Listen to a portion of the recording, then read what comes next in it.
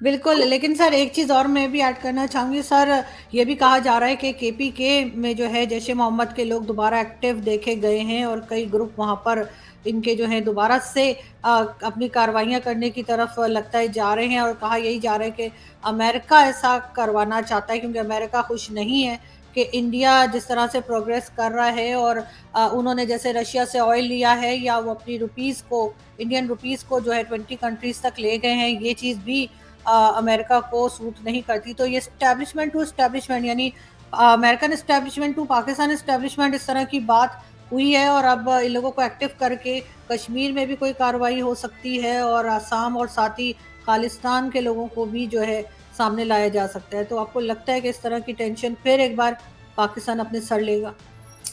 देखिए, पाकिस्तान के हवाले से तो कुछ नहीं कहा जा सकता। अमेरिका के हवाले से कहूंगा कि अमेरिका इतनी सकत नहीं रखता। जाती तौर पे मुझसे पूछें, कल परसों की जो नई खबर है, आप देखें, आप तो पाकिस्तान और भारत तो 7 समंदर पार है। यहाँ एक बहुत बड़ा डॉक्ट्रिन था जिसको मानरो डॉक्ट्रिन कहा जाता है कि इस अमेरिका के अंदर, साउथ अमेरिका के अंदर किसी तीसरी ताकत को मुदाखलत करने की इजाजत नहीं दी जाएगी। 1950s के अंदर तक ये मानरो डॉक्ट्रिन आया था। इस वक्त अमेरिका इतना कमजोर हो चुका है कि अपने बैकयार्ड को संभालने की सलाहियत नहीं रखता। कल की सबसे बड़ी खबर यह थी कि अर्जेंटाइन जो है वो भी युआन के जो बैंड वैगन है उस पर चढ़ चुका है, वो जा चुका है, उन्होंने अबैंडन कर दिया अमेरिका को। मैक्सिको क्रिटिसाइज कर रहा है, ब्राजील चाइना के साथ चला जा चुका है। और अगर देखा जाए तो अमेरिका जो है वो सकत नहीं रखता, वो बिल्कुल बहुत बूढ़ा हो चुका है। जिस तरह के बाइडन साहब बूढ़े हैं, मेरा ख्याल है इसी तरीके से अमेरिका भी बूढ़ा हो चुका है। अब उसमें जो मैं देख रहा हूं, जो जिस तराजर से मैं देख रहा हूं कि हमारे आर्मी चीफ का चाइना जाना इस वक्त, और दूसरा देखें, मैं एक और तवज्जो एक एंगल पे ले जाना चाहूंगा कि आर्मी चीफ चाइना है, लेकिन आर्मी जो चाइना का डिफेंस मिनिस्टर है, ही इज इन इंडिया। और 12 राउंड हुए उनके आपस में टाक के बारे में, बॉर्डर के बारे में, उसमें कोई ब्रेक थ्रू तो नहीं हुई, लेकिन वहां से कोई अच्छी बातें निकल रही हैं। तो मैं जो जाती तौर पे जो मुझे इस वक्त कंसर्न पाकिस्तान के हवाले से है, Pakistan is in desperation, desperate situation पैसों के लिए।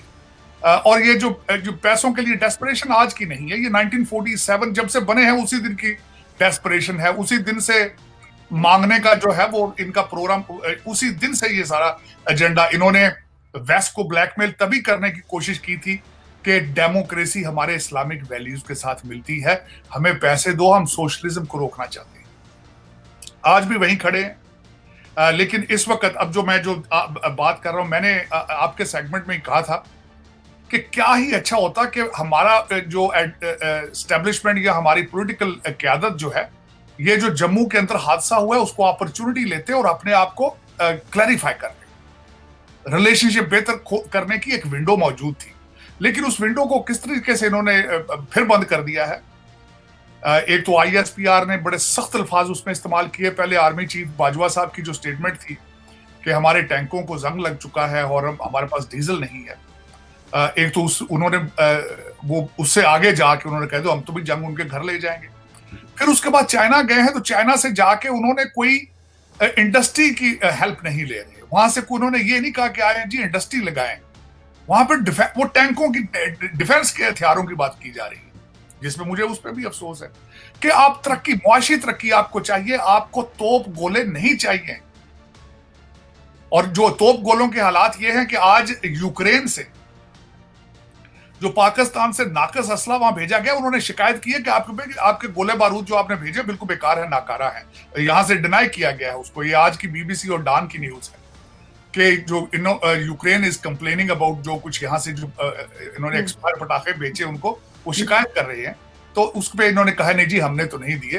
हालांकि जहाज आते रहे हैं यहाँ पे बरतानिया के, और यहाँ से असला लेके जाते रहे यूक्रेन के लिए।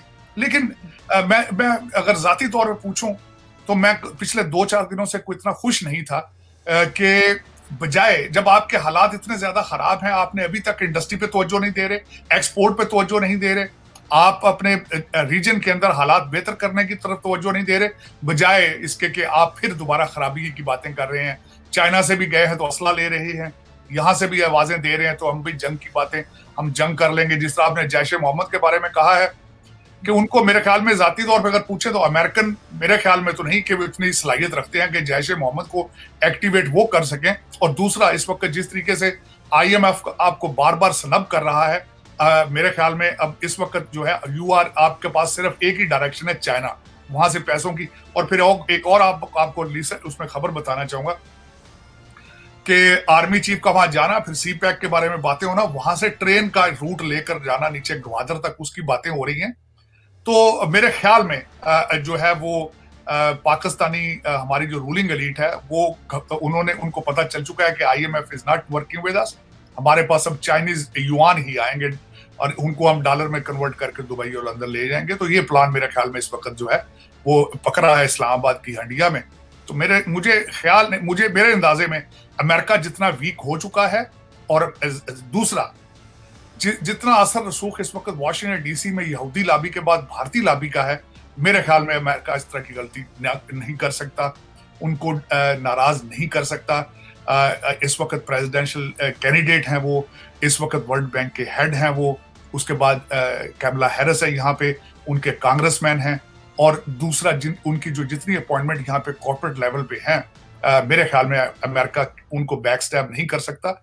ये मेरे ख्याल में जिस तरीके से मैंने एक बात ये हमेशा ये कहता हूँ अफसोस के साथ कि पाकिस्तान ने हमेशा अपनी भारत की दुश्मनी को कैश कराने की कोशिश की है चाइना से। अब जो मैं अगली बात आपको बताना चाह रहा था कि इस वक्त जो भारत के डिफेंस मिनिस्टर हैं वो इस वक्त भारत में हैं और उनके डायलॉग वहां पे हो रहे हैं।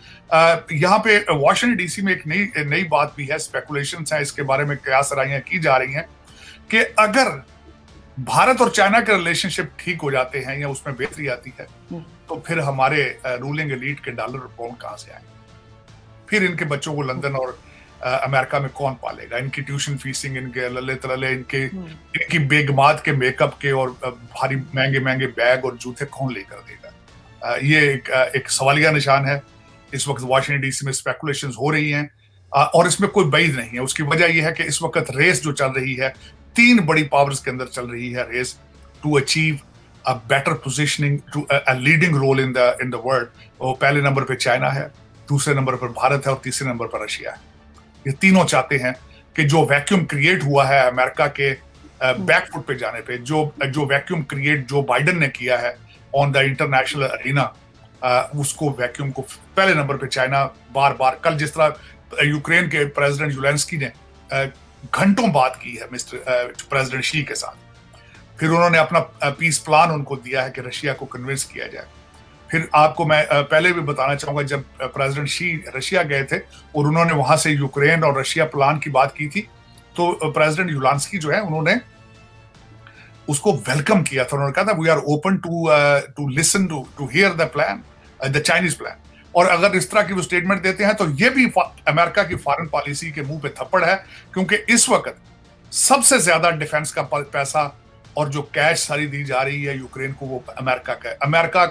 अमेरिकन लोगों का, मिडिल क्लास मेरे जैसे लोगों का खून पसीना दिया जा रहा है, जो कि सारा मेरे पाकिस्तानी रूलिंग एलीट की तरह लंदन और दुबई में जा रहा है। असला जो जा रहा है वो सारा ब्लैक मार्केट में टेररिस्ट खरीदेंगे। यूक्रेन के बारे में अगर किसी को मेरे इस बात पर डिसएग्री करता हो तो वो गूगल करे। यूरोप का एक करप्ट तरीन मुल्क है यूक्रेन, और वो बड़ी खूबसूरती से पूरी दुनिया को, वेस्ट को बेवकूफ बना रहा है। बल्कि आज जो मैं यहाँ पे ये भी बात कहना चाहूंगा कि कल जो बातें प्रेसिडेंट ज़ेलेंस्की ने प्रेसिडेंट शी के साथ की हैं, तो उन्होंने भी कहा है कि इस जंग से फायदा किस तरह उठाया जा सके, क्योंकि चाइना जो है वो भी हमेशा जब भी बात करता है तो वो इकोनॉमिक की बात करता है, इंडस्ट्री की बात करता है। आपने देखें कि वो किस खूबसूरती से उन्होंने अफ्रीका में जाके एक्सक्लूसिव कॉन्ट्रैक्ट्स, किस तरीके से उन्होंने मिडिल ईस्ट को अमेरिका के हाथ से निकाल लिया है। बल्कि यहाँ पे आज एक और खबर है, मैं आपके इस पे बताना चाहूंगा। इस साल के एंड तक चाइना के अंदर इस वक्त पेट्रोल की जितनी खपत है और जिस तरीके से मिडिल ईस्ट से तेल जा रहा है वहां पे चाइना में, सोचा जा रहा है कि इस साल के एंड तक आपका पेट्रोल का बैरल $90 तक चला जाएगा, जिसके बाद इन्फ्लेशन की एक फिर दोबारा बड़ी वेव आएगी और उसके अंदर डेवलपिंग कंट्रीज बिलखसूस जिस तरह पाकिस्तान है, जहाँ कोई मालिक नहीं है, कोई लीडरशिप नहीं है, जिसको पंजाबी में कहते हैं कोई साईं वारसी नहीं है, वहां पे गरीब का बच्चा जो है उसके पास मांगने ये चोरी करने के अलावा उसके पास कोई चॉइस नहीं रह जाएगा, अफसोस के साथ। अब उसके साथ मैं ये बातें इस वक्त जो पाकिस्तान के अंदर से कल वजीर आजम साहब ने जो लिया है वोट ऑफ कॉन्फिडेंस, उनकी तकरीर सुनी, उन्होंने बड़ा खुल खुला के अपनी बातें की, अदलिया के ऊपर उन्होंने चार्जशीट दी। उसमें से एक फिक्रा मुझे बिल्कुल वो बार बार स्ट्राइक करता है। उन्होंने कहा कि 8 मिनट के अंदर 8 जमानतें, 8 मिनट के अंदर 8 जमानतें। इस वक्त आपकी तबाही और कोलैप्स को कोई रोक नहीं सकता। उसकी वजह यह है कि आपकी अदलिया का स्टैंडर्ड दूसरे सियासतदानों, दूसरे पाकिस्तानियों के लिए और है और अमीरुल मोमिनीन के लिए एक है। अब उसके बाद यहां तक स्पेकुलेशन आनी शुरू हो चुकी है कि जो मिस्टर चीफ जस्टिस हैं वो रिटायरमेंट के बाद कौन सा ओहदा लेने के लिए तैयारियां कर रहे हैं, कौन सी वो क्या लॉबी कर रहे हैं। मैं दुख के साथ कहूंगा पाकिस्तान की बदकिस्मती और पाकिस्तानियों की बदकिस्मती कि जब भी आर्मी चीफ की रिटायरमेंट का टाइम आता है वो सियासत में खुल खुला के लॉबी करता है कि मेरी एक्सटेंशन होगी। दूसरे दुख की बात है, जब भी मैंने देखा है, ये कोई पहले चीफ जस्टिस नहीं, एकलव्य न्यूज इंडिया, अंतर्राष्ट्रीय खबरों का मंच।